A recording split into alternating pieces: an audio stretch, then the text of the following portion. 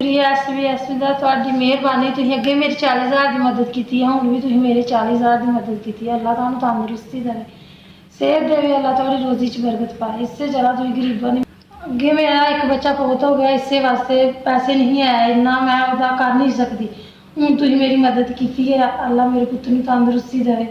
उस बच्चे की मैं फस्तूला नहीं बनाया, एक बार बना लिया, दूसरी बार मेरे को पैसे नहीं आए मैं फस्तूला बना सका। ये तुम मेरी मदद की है तो मेरा दूसरा भी मेरे बच्चे का फस्तूला बन गया। तुम मेरे वास्ते बहुत कुछ किया, अल्लाह ताला तुहानू तंदुरुस्ती देवे। बच्चे की लैन पई है, फस्तूला बनया, डॉक्टर ने कहा जब तक तेरे बच्चे का फस्तूला चलिया नहीं उन्नी देर तक तुम इतने आते रहना।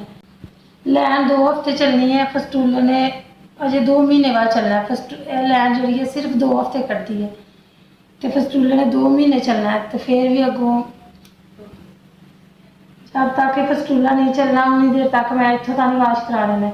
लैन तो नहीं, जे लैन नहीं चली फिर 1-2 दफ़ा लैन चेंज करानी पैनी है। अल्लाह करे तो फस्तूला चल जे, तो अगे पता नहीं किस्मत चले या ना चले। मैं इतने आते जाना, मेरा अजे काम खत्म नहीं होया।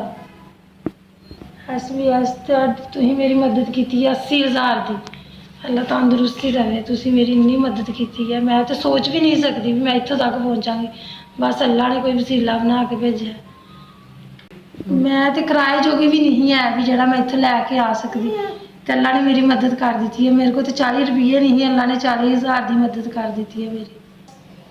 SBS थोड़ी 40,000 की मदद मेरे तक पहुँच गई है, थोड़ी मेहरबानी है। SBS थोड़ी बड़ी मेहरबानी, अल्लाह तुहानू चोखे पैसे देवे, पैसे ही पैसे हो जान, पैसे ही पैसे, असीं सारे भी ठीक हो जाइए।